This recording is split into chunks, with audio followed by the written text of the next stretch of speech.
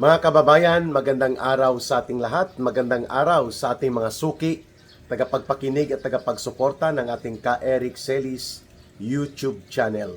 At ganoon din po sa inyong pagsubaybay sa aking Facebook account na Ka Eric Jeff Celis Facebook account. Personal po na account yan ni Ka Eric. And by the way, kami po ay nagpapasalamat na rin sa inyong patuloy na pagtangkilik ng programa namin na kapartner ko po si Ma'am Lorraine Maribadoy, ang programang Bigwas ng Agila.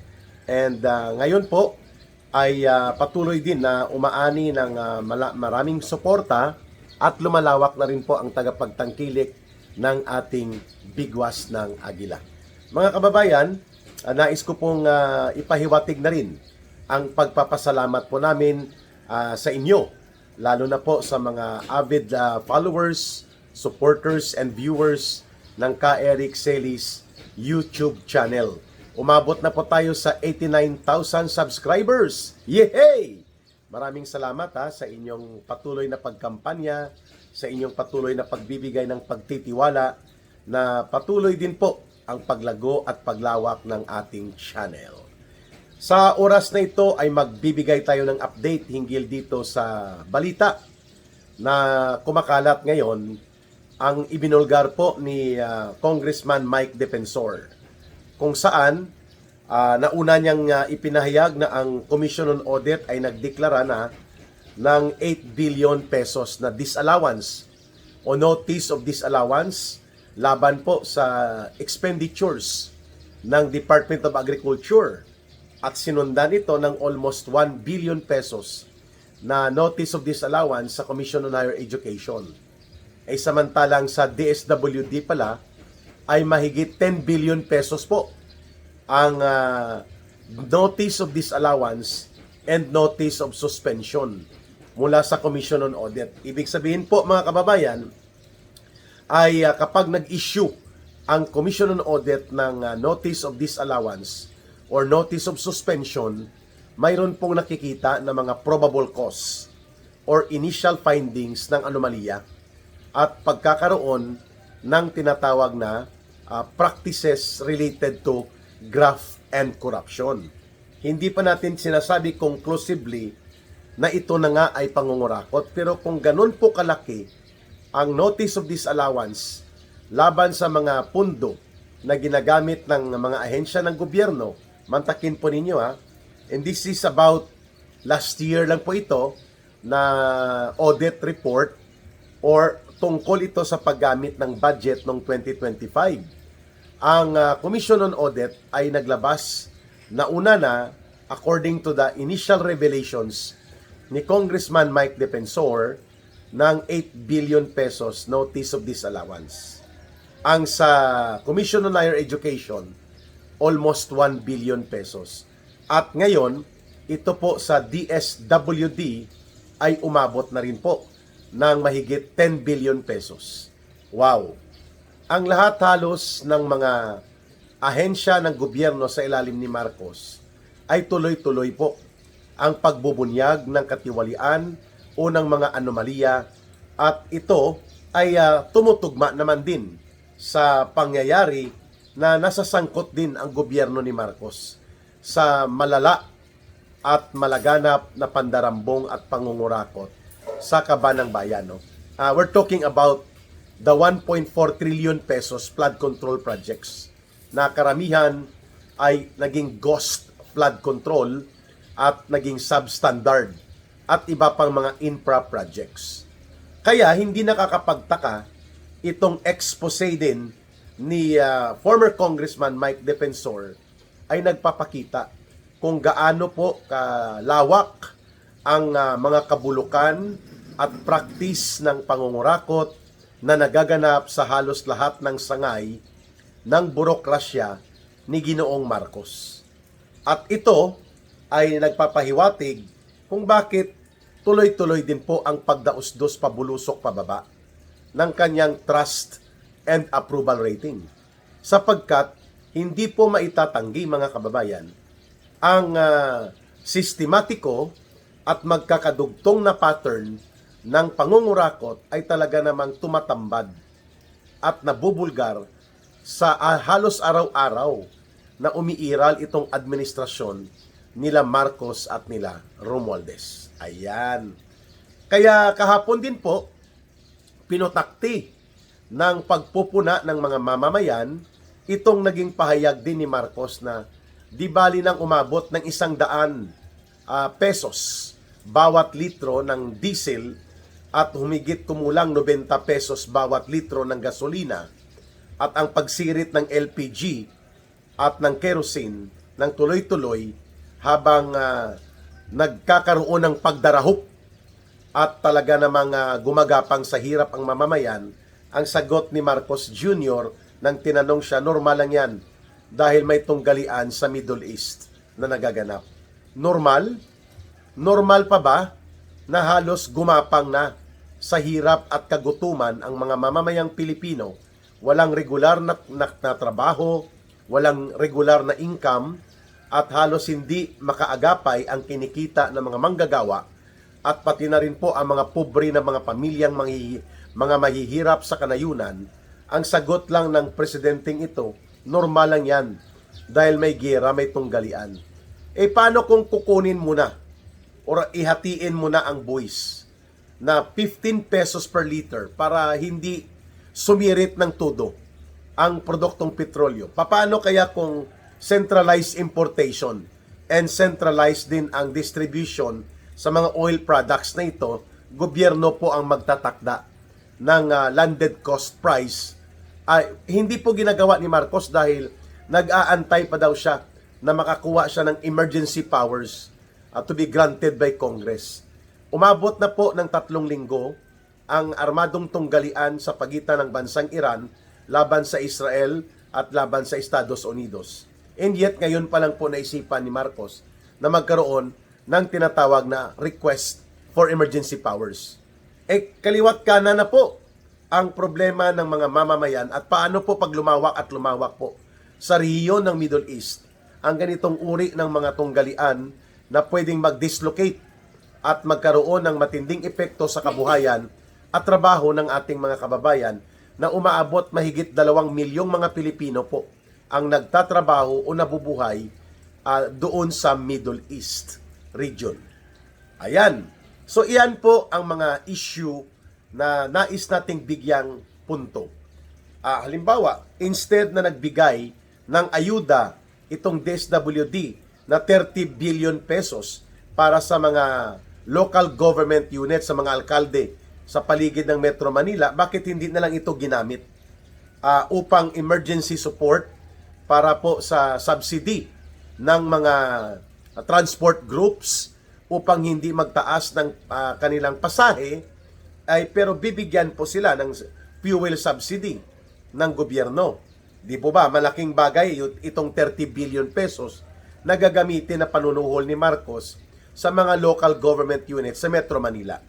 Samantala pong pinigilan po ni Marcos Jr. kahapon ang pagtaas ng mga pasahe. Akala niya ay bidang-bida siya sa mga commuters.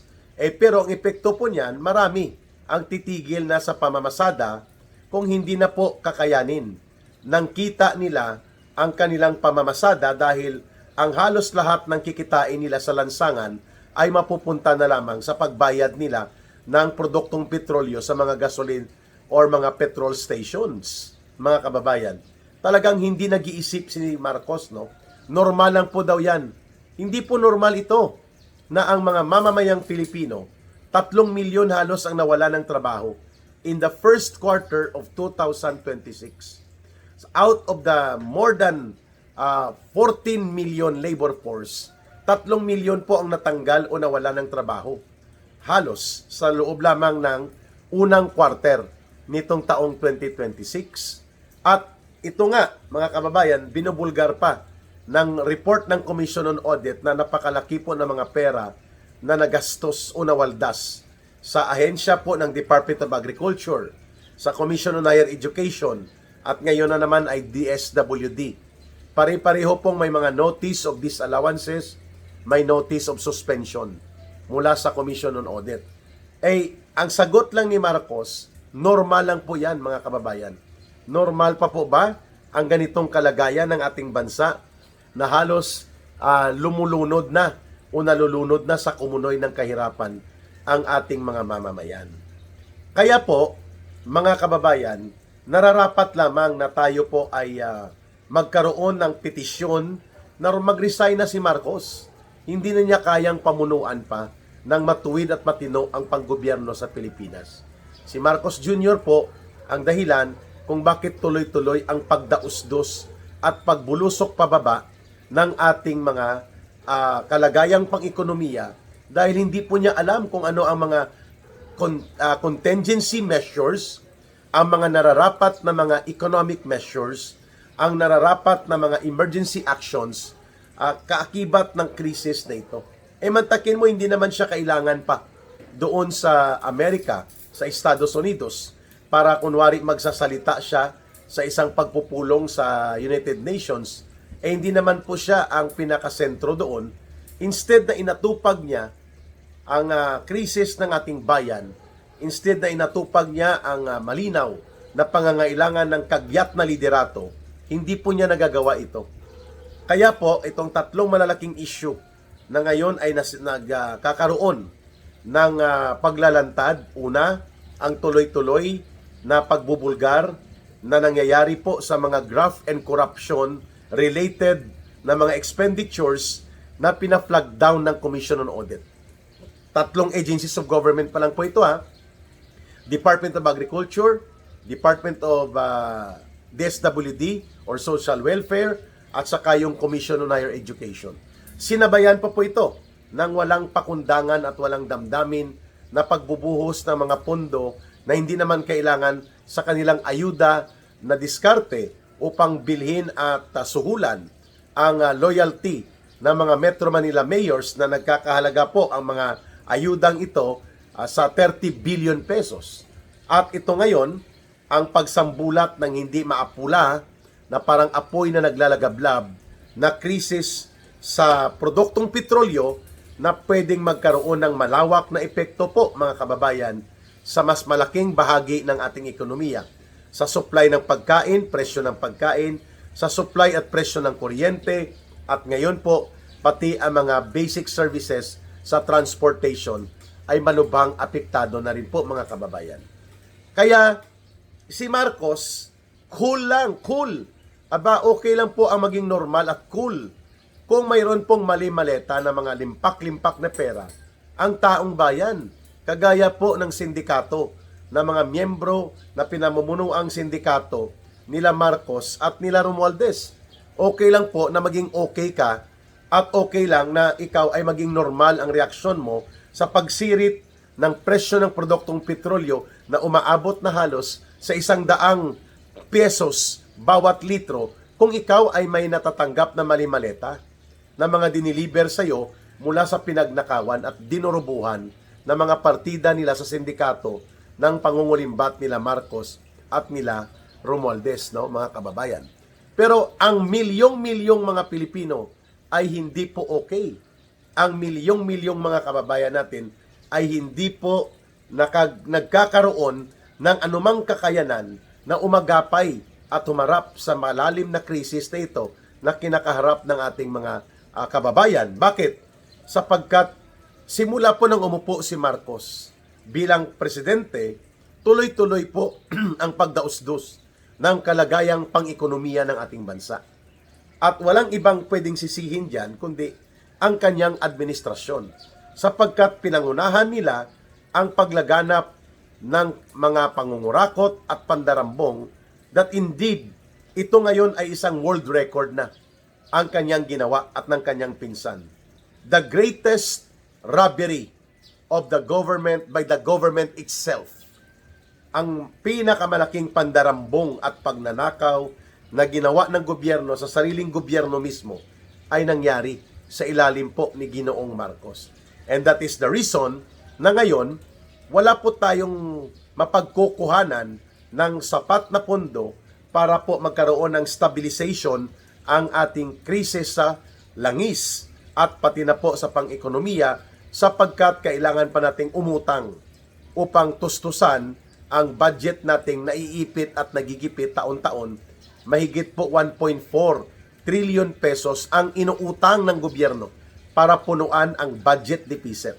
Kapag ganyan po ang sistema at kalakaran ng pananalapi ng gobyerno, every year, year in, year out, budget deficit po tayo. Ibig sabihin, sa bawat 10 piso na gagastusin mo, uutangin mo pa ang halos 3 peso, mga kababayan, para lamang mapunuan ito. Ibig sabihin, if you have a budget of 6.7 trillion pesos, mahigit po 1.4 trillion pesos, uutangin mo muna para mapunuan mo ang mga proyekto at pangangailangan ng gobyerno.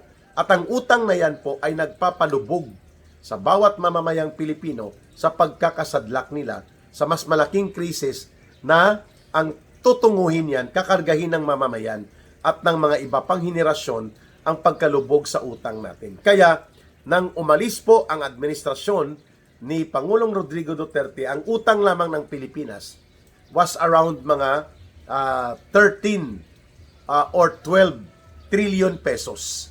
Ngayon, kay Marcos Jr., 3 taon pa lang halos, umabot na po sa kulang-kulang 18 trillion pesos ang utang ng bansang Pilipinas. At ito ngayon ay pinapasan ng buong ekonomiya. When your country is run, 1/3 of your revenues ay kinocover ng loans o pangungutang, hindi po maganda ang kalagayang pang-ekonomiya ng bansa. Kaya mahigit kalahati ng Pilipino ngayon ay halos naghihikahos na sa laylayan po ng mahirap na buhay. Self-rated poverty nasa 52%. Self-rated hunger nasa 58%. Ibig sabihin po, kung i-translate yan sa figures, mahigit kumulang mga 60 million na mga Pilipino po ang nakakaranas ng araw-araw na kahirapan sa buhay at hindi nga makakain ng 3 beses na kumpleto sa isang araw. Yan. At subalit, ang sagot lang ni Marcos, normal lang na magutom tayo. Normal lang na maghirap tayo.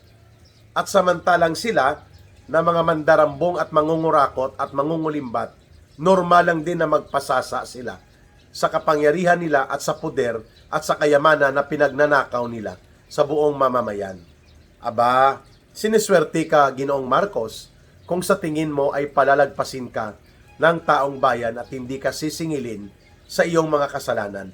Ang pagkakaroon ng lugmok na ekonomiya, ang pagkaroon ng sadsad na kabuhayan na gumagapang halos mag-survive sa krisis na ito at ang nakaambang na mas lalo pang mas malawak at mas matinding krisis sa buong lipunan at buong ekonomiya, walang ibang pinagmumulan yan kundi ang palpak, incompetent, bulok at magnanakaw na panggobyerno na pinamumunuan ni Marcos at nila Romualdez. At yan ang dapat baguhin. Yan ang dapat palitan. Yan ang dapat mapalayas sa poder. At hindi tayo magiging normal kung hanggat sa kasalukuyan ay wala pong magaganap na pagbabago sa pamunuan ng gobyerno. At hindi natin masisingil, hindi natin malilitis, hindi natin mapaparusahan, at hindi natin mababawi ang pinagnanakaw nila at dinambong na kayamanan kung hanggat sa kasalukuyan ay nananatili po sa kapangyarihan si Marcos at sila Romualdez. Ayan, maraming salamat sa inyong pakikinig, pagsubaybay at pagtangkilik sa mga balita at talakayan with Ka Eric. Don't forget to like, share, and promote our videos and to campaign for our audience share, for viewership, and for subscribers na lumago at lumawak po ang ating balita at talakayan with Ka Eric. Kayo po ang aming sandigan upang mas malakas pang maaabot ng ating channel ang mas malaking bilang ng ating mamamayan for information and awareness nila. Sa gusto namang tumulong sa ating advocacy center na Bangon Sambayanan People's Movement, pwede po tayong magpadala ng 1 peso, 2 pesos, 5 pesos, 10 pesos, whatever amount that you can sincerely share. It's not the amount that counts. It's the sincerity and the intention of support that matter. So malinaw po mga kababayan na malaking tulong ngayon kahit maliit na bagay para sa inyo, malaking bagay yan para sa ating advocacy. Ang numero natin ay 0916-308-7710. Uulitin ko lang po, 0916-308-7710. Rohilda Celis po ang name, kay Langging po, GCash line yan, at the same time, yan na rin po ang line of support. Ang 0916-308-7710. Ating pakatandaan palagi mga kababayan, mahalin po natin ang bansang Pilipinas. Walang ibang magmamahal nito, kundi tayo ring mga Pilipino.